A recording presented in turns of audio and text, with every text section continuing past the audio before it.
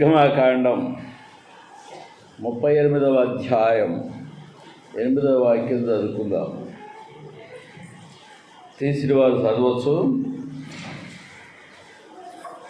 అతడు ప్రత్యక్షపు గుడారం యొక్క ద్వారమున సేవింపవచ్చిన సేవకురాండ్ర అద్దములతో ఇత్తడి గంగాళమును దాని ఇత్తడి పీటను చేసెను. ఇక్కడ గంగాళమును గురించి తెలిసిన వారు ఎంతమంది ఉన్నారు? గంగాళం, మీళ్ళలో గంగాళాలు ఉన్నాయా? గంగాళము,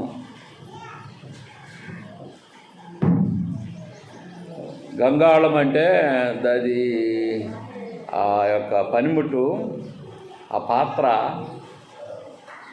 దేనికి సూచనగా ఉందంటే పరిశుద్ధాత్మకు సూచనగా ఉంది. ఇది ప్రత్యక్ష గుడారములో ఉంటుంది. ప్రత్యక్షపు గుడారంలో బలులు అర్పించడానికి వచ్చిన వాళ్ళు ఈ గంగాళం దగ్గరికి రావాలా. అక్కడ రాసి ఉంటుంది. దేవునికి స్తోత్రాలు. ఇక్కడ ఈ గంగాళము దేవునాత్మకు సూచనగా ఇవ్వబడింది. ఈ యొక్క వాక్యముల యోహాను శుభవార్తలో 7వ అధ్యాయం యోహాను శుభవార్త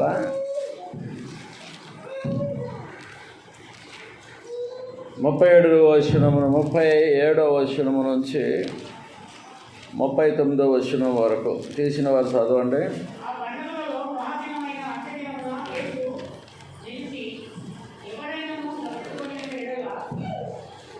ఎవడైనను దప్పిగొనిన ఎడల నా యొద్దకు వచ్చి దప్పిక తీర్చుకొనవలెను.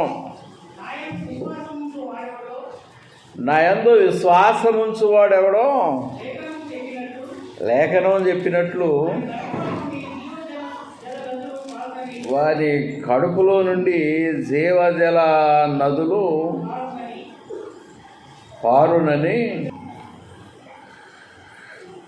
ఆ పండుగలో మహాదినమైన అంత్యదినమున యేసు నిలిచి ఎవడైనను దప్పికొనిన ఎడల నా యొద్దకు వచ్చి దప్పి తీర్చుకొనవలెను. నా యందు విశ్వాసముంచు వాడెవడో లేఖనము చెప్పినట్టు వాని కడుపులో నుండి జీవజల నదులు పారునని బిగ్గరగా చెప్పాను. తన యందు విశ్వాసముంచు వారు పొందబోవు ఆత్మను గురించి ఆయన ఈ మాట చెప్పాను. యేసు ఇంకను మహిమపరచబడలేదు కనుక ఆత్మ ఇంకను అనుగ్రహింపబడి ఉండలేదు. ఇది 2 వచనాలు. ఇది దేవుని ఆత్మను గురించిన సందర్భం. ఎవరైతే యేసు క్రీస్తు ప్రభు నామమందు విశ్వాసం ఉంచుతారో వారి కడుపులో నుంచి జీవజల ఓటలు, ఇక్కడ ఏమన్నాడంటే కడుపులో నుంచి జీవజల నదులు పారుతాయి. ఓటలు ఎక్కువ, నదులు ఎక్కువ. కడుపులో నుంచి జీవజల నదులు రావటం ఏంటి కదా? నువ్వు యేసుని నమ్మితే నీ యొక్క ఉదరము నుంచి నదులు వస్తాయి. ప్రైజ్ ది లార్డ్, హల్లెలూయా. ఓటలు అనలేదు ఇక్కడ. అంటే దాని అర్థం ఏంటంటే దేవుని యొక్క వాక్యాలు పొర్లిపారుతాయి అని అర్థం. దేవుని వాక్యం పొర్లిపారుతుంది. నమ్మిన వారి నుంచి వాక్యం ఉబుకుతుంది.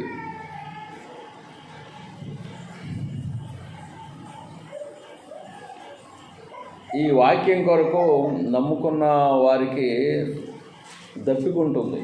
వాక్యం కొరకు ఎవరైతే దేవుని నమ్ముకుంటారో వాళ్ళు దప్పికొని ఉంటారు. ప్రైజ్ ది లార్డ్, హల్లెలూయా.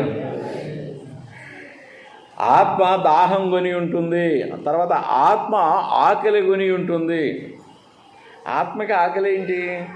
ఆత్మకి దాహం ఏంటి అని ఒక ప్రశ్న వస్తుంది కదా. దాహము ఆకలి అనేది ఎప్పుడు ఏర్పడుతుంది? ఆత్మకి, శరీరానికి కాదు. శరీరానికి ఆకలి అయినా అన్నం తింటే ఆకలి తీరిపోతుంది. శరీరానికి దాహము అయితే నీళ్లు తాగితే దాహం తీరుతుంది. మరి ఆత్మకి దాహం ఏంటి? ఆత్మకి ఆకలి ఏంటి? అది తీర్చేదే ఈ బైబిల్ గ్రంథం. ప్రైజ్ ది లార్డ్, హల్లెలూయా.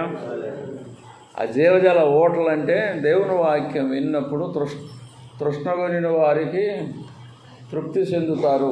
ఎవరైతే తృష్ణగొని ఉంటారో దేవుని గురించి తృప్తి పొందుతారు. ప్రైజ్ ది లార్డ్, హల్లెలూయా, హల్లెలూయా. రోకలతో కొనేది కాదు ఈ ఆహారం. దేవుని వాక్యము డబ్బుతో కొనుక్కునేది కాదు. డబ్బుతో కొనుక్కుంటే ఈ వాక్యము దొరకదు. ఆ యొక్క మన ఫిల్టర్ వాటర్ కొనుక్కొచ్చుకున్నట్లుగా వాక్యాన్ని మనము కొనుక్కోలేము. అది ఉచితముగా దొరికేది. ప్రైజ్ ది లార్డ్, హల్లెలూయా. వాక్యము ఉచితంగా దొరుకుతుంది, ఫ్రీ. దేవుని యొక్క మందిరానికి అటెండ్ అయితే సరిపోతుంది. వాక్యము ఉచితముగా చెప్పబడుతుంది. దేవునికి స్తోత్రాలు. కనుక ఈ యొక్క వాక్యం కొరకు ఈ యొక్క తృష్ణగొనిన వారికి తృప్తి చెందించబడేదరు. దప్పిగొనిన ఎడల నా యొద్దకు వచ్చి దప్పి తీర్చుకునేవాను. ఎవడైనా నా యొద్దకు వచ్చి దప్పిగొనిన ఎడల నా యొద్దకు వచ్చి దప్పి తీర్చుకునేవాలను. నా యందు విశ్వాసముంచి వాడేవాడో లేఖనం చెప్పినట్టు వాని కడుపులో నుండి జీవజల నదులు కారునని బిగ్గరగా చెప్పాడు. ప్రభు మాట్లాడుతున్న విషయం ఇది. తనెందు విశ్వాసముంచి వారు పొందవో ఆత్మను గురించి ఆయన ఈ మాటలు చెప్తున్నాడని చెప్పబడుతుంది. దేవునికి స్తోత్రాలు. పరిశుద్ధాత్మను గురించి మాట్లాడే మాటలేమి. తర్వాత 14వ అధ్యాయంలో ఇదే యోహాను శుభవార్తలో 14వ అధ్యాయం 16వ వాక్యము ఏమంటున్నాడు ఇక్కడ? నేను తండ్రిని వేడుకుంటాను, మీ యొద్ద ఎల్లప్పుడూ ఉండుటకై ఆయన వేరొక ఆదరణకర్తను, అనగా ఉత్తరవాదిని అన్నట్టు, ఆదరణకర్తను అనగా సత్యస్వరూపియగు ఆత్మను మీకు అనుగ్రహించును. సత్యస్వరూపియగు ఆత్మ పరిశుద్ధాత్మ. వీళ్ళు పరిశుద్ధాత్మని చూసిన వారు ఎంతమంది? సరే, పరిశుద్ధాత్మను పొందుకున్న వారు ఎంతమంది లేరా? పరిశుద్ధాత్మ అంటే తెలీదా? మీ కడుపులో నుంచి జీవజల ఓట్లు పారతాయి అన్నాడు. నమ్మిన వారిలో నుంచి. నమ్మితే అది జరుగుతుంది. కానీ ఇక్కడ పరిశుద్ధాత్మ పొందుకోవటం అనుభవం వేరు. పరిశుద్ధాత్మ అనేది దాన్ని చూసుటకు దృశ్యమైన అనుభవం. పరిశుద్ధాత్మని చూసుటకు దృశ్య అనుభవం అని మేము బైబిల్ క్లాసుల్లో, అంటే బైబిల్ ట్రైనింగ్లో నేర్చుకున్నాం. పరిశుద్ధాత్మను చూడవచ్చు. అపోస్తలుల కార్యాలు 2వ అధ్యాయంలో చెప్పబడింది. పరిశుద్ధాత్మ వారిపైకి అగ్ని వలె దిగి వచ్చిందని రాయబడింది. అగ్నిలాగా అట్లా కనపడిందని రాయబడింది. కళ్ళకు కనపడింది, వాళ్ళకే కనపడింది. ఇప్పటి కాలపు శిష్యులకి, నమ్ముకున్న వారికి కనపడిన అవసరం లేదు. బాప్తిసం పొందినప్పుడే పరిశుద్ధాత్మ పొందుకున్నారు అనేలాగా కొందరు చెప్తూ ఉంటుంటారు. కానీ వాళ్ళకే రక్షణ, మనకు అవసరం లేదు. వాళ్ళకే విశ్వాసం, మనకు అవిశ్వాసం అవసరం లేదు. వాళ్ళకే దేవునాత్మ పొందుకోవటం, వాళ్ళే దేవునాత్మ పొందుకోవటం మనం పొందుకునే అవసరం లేదు. వాళ్ళే భాషలు మాట్లాడాలి, మనం భాషలు మాట్లాడే అవసరం లేదు. ఇలాంటి వితర్కపు బోధనలు కొన్ని ప్రపంచ క్రైస్తవ్యంలో ఉన్నాయి. కానీ బైబిల్ వాక్యం ఒప్పుకోదు. బైబిల్ వాక్యంలో ఎలా ఉందో అలానే చెప్పబడుతుంది. ప్రచండమైన గాలి వచ్చింది, వాళ్ళు ప్రార్థన చేస్తున్న గది అంతా నిండింది. తర్వాత అక్కడ అగ్ని వారి మీద కుమ్మరింపబడి నాలుకలుగా విభాగంపబడినట్లుగా రాయబడింది. దేవునికి స్తోత్రాలు. భాషలు ఉన్నాయి, దేవదూతల భాష, మనుషుల భాష, పరిశుద్ధాత్మ భాషలు ఉన్నాయి. ఆ భాషలను నీవు పొందలేకపోతే వదిలేయి.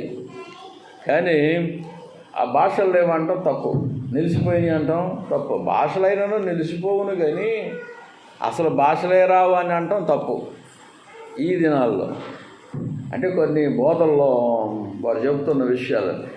ఇదే యోహాను సువార్తలో 3వ అధ్యాయం 8వ వచనంలో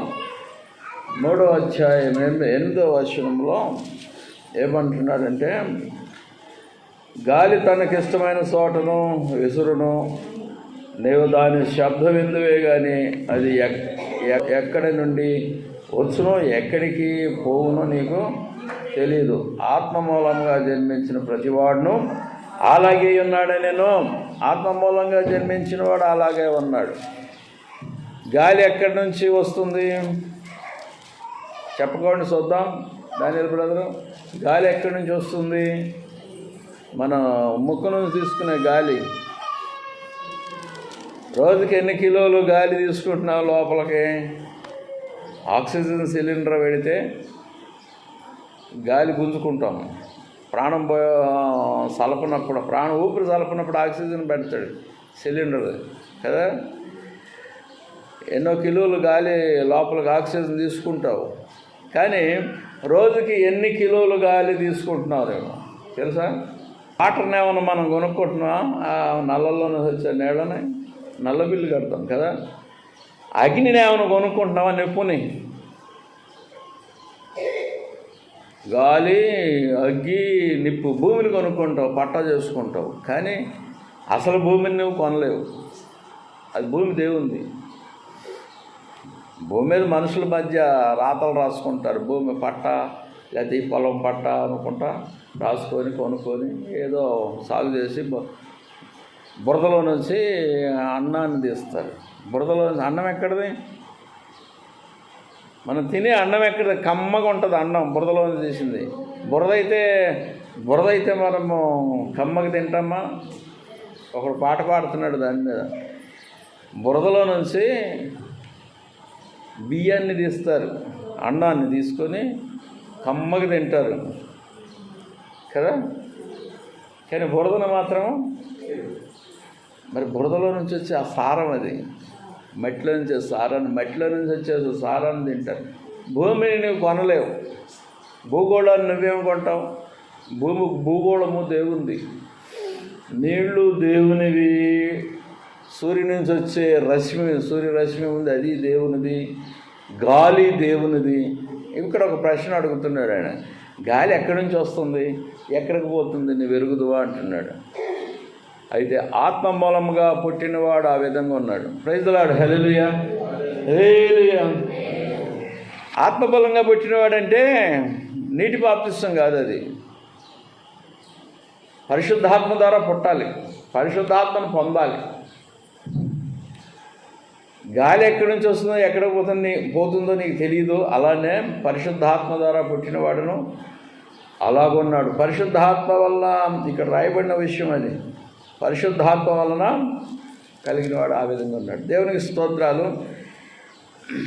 నేను క్వశ్చన్లు ఇస్తున్నాను కానీ ఆన్సర్లు చెప్పట్లేదు కదా. మీరే ఆలోచించుకోవాలి. ఆన్సర్లు కొన్ని చెప్పగలిగితే ఇక్కడ యూట్యూబ్లోకి వెళ్తుంది. ఎవరన్నా ఆన్సర్లు చెప్తే నేను ఇచ్చిన క్వశ్చన్లకి. గాలి ఎక్కడి నుంచి వస్తుంది, ఎక్కడికి పోతుంది దానియల్ బ్రదరు? గాలి మీ అమ్మదా, లేకపోతే మీ అయ్యదా, లేకపోతే మీ తాతదా, మీ ముత్తాతదా? గాలి ఈ మధ్యట ఒకటి బయలుదేరుతుంది. ఆదివారం ఆరాధన మార్చేసి శుక్రవారం పెడతాడట. అంటే ఆరాధన అనే వాళ్ళు అంటలేదు కానీ దాని వెనక ఒక పెద్ద కుట్ర దాగి ఉంది. ఆదివారం సెలవు రద్దు చేసి శుక్రవారం సెలవు ఇస్తారట. ఇచ్చుకో, శుక్రవారం సెలవు ఇచ్చుకో, లేకపోతే నీ తల కొట్టేసుకో, మాకేం దొరదా. ఆరాధన నడుస్తూనే ఉంటుంది. అంటే శుక్రవారము ఎంప్లాయీస్ రారు, కానీ మిగతా వాళ్ళందరూ వస్తారు కదా ఆరాధనలకి. ఆరాధన ఎట్టయినా నడుస్తుంది. ఏది ఆదివారం రోజున ఎంప్లాయీసే రారు, శుక్రవారం రోజున వాళ్ళకి సెలవు ఉంటుంది కనుక వాళ్ళు అప్పుడు వచ్చే అవకాశాలు ఉంటాయి. కానీ ఆన్లైన్లో వాళ్ళు వాక్యం వింటారు.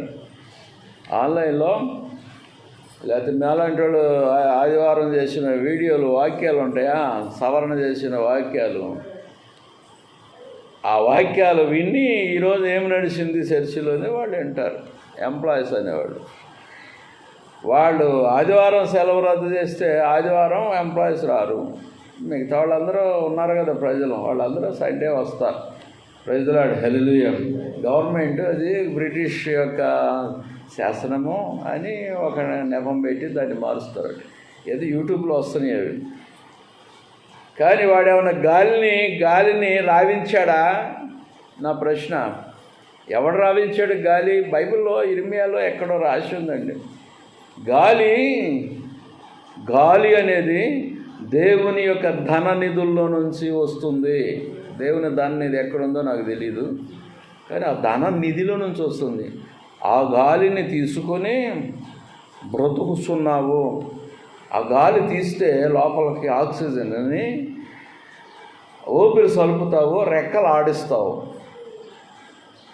కడుపులో ఉన్న పిండము కదులుతుంది చూడు, అప్పుడు ఆ పిండం కదలిక మొదలుకొని భూమి మీద పడిన తర్వాత ఆ శిశువు అనేది 70-80 ఏళ్ళు వచ్చి అన్నీ అనుభవించిన తర్వాత చచ్చేదాకా రెక్కలు కదలకొక నిలకడగా ఉండి మట్టిలో పాతివేయబడటమో లేకపోతే కాలబెట్టబడటమో జరిగేదాకా ఈ గాలిని లోపలికి బయటికి తీస్తూ ఉంటుంటారు. ఎందుకో చెప్పాలా? ఆ గాలి తీసేటప్పుడు ఒక శబ్దం వస్తుంది. తుస్సు తుస్సు అని కాదు, గాలి గట్టి గాలి లాగా ఏం శబ్దం పలుకుతుంది, ఏం అక్షరం పలుకుతుంది? గాలి బాగా ఇటు గుందండి బలంగా, ఏం పలుకుతుంది? అక్షరం, శబ్దం ఏ పలుకుతుంది. తర్వాత గాలి మళ్ళీ బయటకు వదిలేటప్పుడు, ముక్కు నుంచి గాలి బయటకు వదిలేటప్పుడు ఏం పలుకుతుంది? సూ పలుకుతుంది. దాని అర్థం ఏంటంటే యేసు యేసు అని ఆ గుండె లబడబ కొట్టుకుంటుంది. యేసు యేసు యేసు యేసు. నువ్వు హిందూ అయినా సరే, నువ్వు క్రిస్టియన్ అని అయినా సరే, నువ్వు ముస్లిం అయినా సరే, నువ్వు తెల్లడు అయినా సరే, నువ్వు నల్లడు అయినా సరే, ఎవడవైనా సరే, అరబ్బు అయినా సరే, ప్రపంచంలో నువ్వు ఎవడైనా సరే యేసు యేసు అనే ఒక శబ్దం పలుకుతుంటావు నిత్యం సత్యదాకా. ఆ గాలిలో ఉన్న మర్మం అదండి. ఈ గాలి ఇప్పుడు మన కంటికి కాని రావట్లేదు. ఆ గాలిలో ఉన్న మర్మం అది. చాలా మందికి అది తెలీదు. అయితే దేవుడు ఏమంటున్నాడంటే, నోటితో మనకు స్వేచ్ఛనిచ్చాడు. ఆ యేసు అనే శబ్దాన్ని నోటితో ఒప్పుకోవాలి, నాలుగు మీద తిరగాల, మనం స్వతంత్రంగా తిరగాల. హృదయంలో విశ్వాసం ఉంచాలి, అప్పుడు రక్షించబడతావు. బాప్తిసం కాదు, బాప్తిసం పాపక్షమాపణ కొరకు ఇచ్చేది. ఎవరైనా బాప్తిసం పొందుతున్నారంటే మత మార్పిడి అంటారు. మత మార్పిడి కాదు, నీ మతి మార్పిడి. మన హృదయం అనేది మార్పు చెందాల. దేవుని మోక్షంలోకి వెళ్ళాలంటే, పరలోకంలోకి చేరాలంటే ఒక ఆత్మ స్వతంత్రంగా నీ అంతటిని ఒప్పుకొని నిలబడాలి. దేవుని యందు నిలబడితే నీకు రక్షణ. ప్రైజ్ ది లార్డ్, హల్లెలూయా. అట్లాగా దేవుడు మనకు స్వేచ్ఛనిచ్చాడు. ఆ స్వేచ్ఛను మనం వాడుకోవచ్చు. నువ్వు నమ్ముకోకపో, కానీ నమ్ముకుంటే నీకు ధన్యత, నమ్మకపోతే అన్యత. నమ్మితే ధన్యత, లేకపోతే అన్యత. అన్యత అంటే దేవుణ్ణి ఎరగనే వాని కింద వస్తావు. దేవుణ్ణి ఎరిగితే రక్షణ, ఎరగకపోతే నరకం, అగ్నిగుండం. దానికి స్పష్టంగా బోధించబడుతుంది ప్రపంచానికి అన్నట్టు. దేవునికి స్తోత్రాలు. మన గాలిని ఎంత తీసుకుంటావు రోజుకి నాకు తెలీదు. వాడు సిలిండర్ పెట్టాడనుకో, ఆక్సిజన్ పెట్టాడనుకో, ప్రాణం పోతున్నప్పుడు ఎన్నో వేల రూపాయలు తీసుకుంటాడు డాక్టర్ గారు. సిలిండర్లో పట్టిన ఆక్సిజన్ని మనకి ఎక్కిస్తే ప్రాణం పోతున్న సమయంలో ప్రాణాన్ని ఇంకా కొంతసేపు నిలపాలని కొన్ని వేల రూపాయలు తీసుకుంటారు డాక్టర్ గారు హాస్పిటల్లో. కానీ నువ్వు రోజువారీ గుంజుకుని గాలికి ఎంత కడుతున్నావు? ధనం ఎంత కడుతున్నావు? లేదు కదా. అందుకనే దేవుణ్ణి ఆరాధించాలని చెప్పబడుతుంది. నీ యొక్క సూర్యరశ్మి నుంచి నీ యొక్క దేహము ప్రాణాన్ని నిలబెట్టడానికి కావాల్సిన సత్తువు అంతా సూర్యరశ్మి నుంచి వస్తుంది. దానికి ఎంత డబ్బు కడుతున్నావు? లేదు. అందుకని దేవుణ్ణి ఆరాధించాలి. నీళ్ళని భూమిలో నుంచి నీళ్లు తీసుకోవడం, లేదా సముద్రం నుంచి వచ్చిన వాటర్ని మనం ఇళ్లలోకి సప్లై చేసుకుంటున్నాం. దానికి నువ్వు ఎంత కడుతున్నావు? లేదు. ఏదో 10 రూపాయలు ఇచ్చి క్యాన్ వాటర్ కొనుక్కొచ్చుకోవటం అది అంటలేదు నేను. నీళ్ళని నీవు దేవుడు ఇచ్చిన వాటర్ని వాడుకుంటున్నావు. అందుకు దేవుడిని ఆరాధించాలి. ఈ పంచిపోతాలే కాదు, నీకేది ఉపయోగకరంగా ఉందో దాని విషయంలో దేవుణ్ణి ఆరాధించాలి. ప్రైజ్ ది లార్డ్, హల్లెలూయా. దేవుణ్ణి ఆరాధించాలంటే చాలామందికి నెతికెక్కట్లా కదా.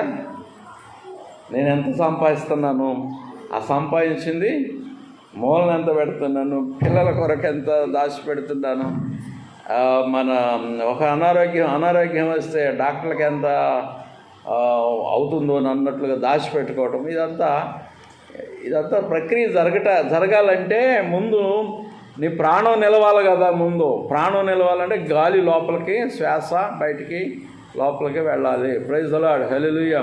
ఆ గాలి దేవుని యొక్క ధన రాశి అని బైబిల్ చెబుతుంది. దేవుని యొక్క ధనాగారంలో నుంచి గాలి బయటకు వస్తుంది భూమి వైపు. దీనికి శాస్త్రవేత్తలు వేరే విషయం చెప్పొచ్చు, గాలి ఇలా తయారవుతుంది అలా తయారవుతుందని. లేదు, అది దేవుని ధన నిధుల నుంచి బయటకు వచ్చిందని నేను చదివాను ఇంతకుముందు వాక్యంలో. దేవునికి స్తోత్రాలు. మన ఈ యొక్క యోహాను శుభవార్తలో 16వ అధ్యాయంలో 7వ వాక్యం 2 వాక్యాలు చెప్పాలనుకున్నా. దాన్ని విభజించుకుంటూ పోతే, వివరణ ఇస్తే, ఇంకా పొడిగిస్తే చాలా టైం తీసుకుంటుంది. అయితే నేను మీతో సత్యము చెప్పుచున్నాను, నేను వెళ్ళిపోవటం వలన మీకు ప్రయోజనకరము. నేను వెళ్ళని ఎడల ఆదరణకర్త మీ వద్దకు రాడు, నేను వెళ్ళిన ఎడల ఆయనను మీ వద్దకు పంపుదును. నేను వెళ్ళిన ఎడల ఆయనను మీ వద్దకు పంపుతాను. పరిశుద్ధాత్మ అనేది ఒక గాలిలాగా దర్శనమిస్తుంది. దైవాత్మ, దేవునాత్మ. దయ్యం అలా ఉండదు. దయ్యం పట్టుకుందనుకో నొప్పి కలిగిస్తుంది, దేహానికి నొప్పి కలిగిస్తుంది, బాధిస్తుంది అన్నట్టు దయ్యం అనేది. నేను ఆ మధ్య ప్రార్థనలు చేస్తుంటే నెమిల్లో గత 37 ఏళ్ళ మాట, నేల మీద పడి దొర్లుతుండేవాడు, అట్లా దొర్లుతుండేవాడు జనం ప్రార్థనలు చేస్తుంటే. సీమలు బాకినట్టుగా ఉంటుందట వాళ్ళ ఒళ్ళంతా, సీమలు బారినట్టుగా బాధ చెప్తారు వాళ్ళు. సైతాన్ని పట్టిన వాళ్ళు. ఆ సైతాన్ నొప్పిని కలిగిస్తుంది. దేవుని ఆత్మ ఏమో హాయినిస్తుంది, హాయిగా ఉంటుంది దేవుని ఆత్మ. అది తేడా, దయ్యానికి దేవుని ఆత్మకి తేడా అది. సరే, సెక్స్కి వెళ్దాం. 2 రెఫరెన్స్లు, టైం క్లోజ్ అయింది. ఎఫెసీ పత్రిక 4వ అధ్యాయము 30వ వచనము. ఎఫెసీ పత్రిక 4వ అధ్యాయము 30వ వచనం. దేవుని యొక్క పరిశుద్ధ ఆత్మను దుఃఖపరచకుడి, విమోచన దినము వరకు ఆయన యందు మీరు ముద్రింపబడి ఉన్నారు. లోకాశుభార్త 24:49. లోకాశుభార్త 24:49 వచనం. దేవుని పరిశుద్ధాత్మను దుఃఖపరచుకుడి. ఇదిగో నా తండ్రి వాగ్దానం చేసినది మీ మీదకి పంపుతున్నాను. మీరు పైనుండి శక్తి పొందు వరకు పట్టణంలో నిలిచిండుడని వారితో చెప్పిన. ఇది వారితో చెప్పాడు శిష్యులతో. ఇది ఒక వాగ్దానము. దేవుని ఆత్మ అనేది తండ్రి వాగ్దానము. దేవుని ఆత్మని కొన్ని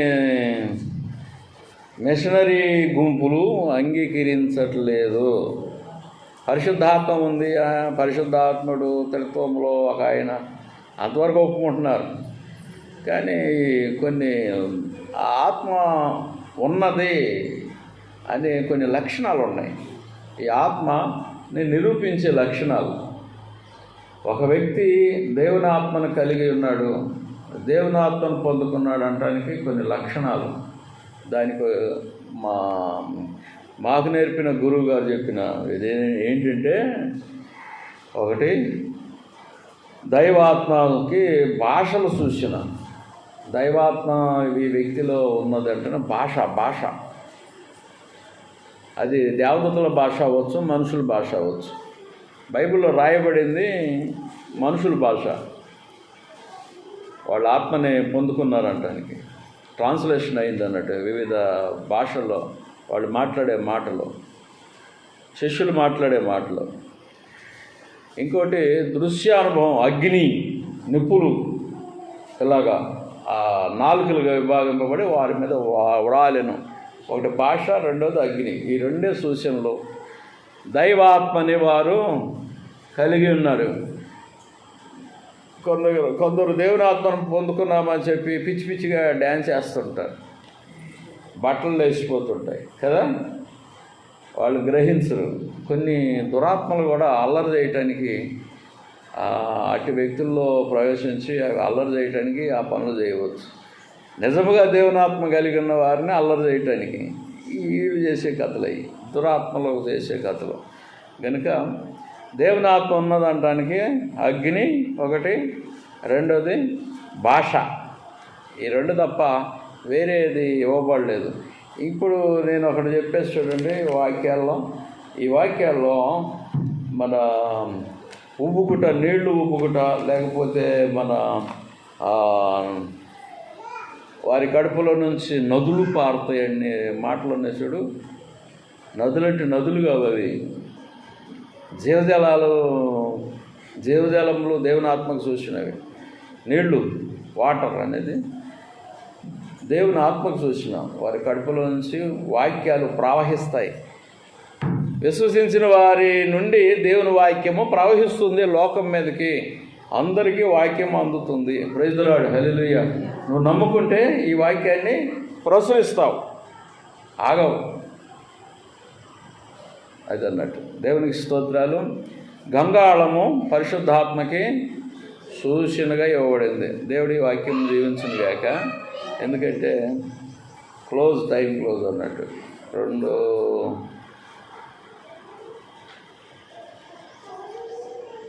3 నిమిషాలు ఎక్కువైంది. ప్రార్థన చేసుకుందాం.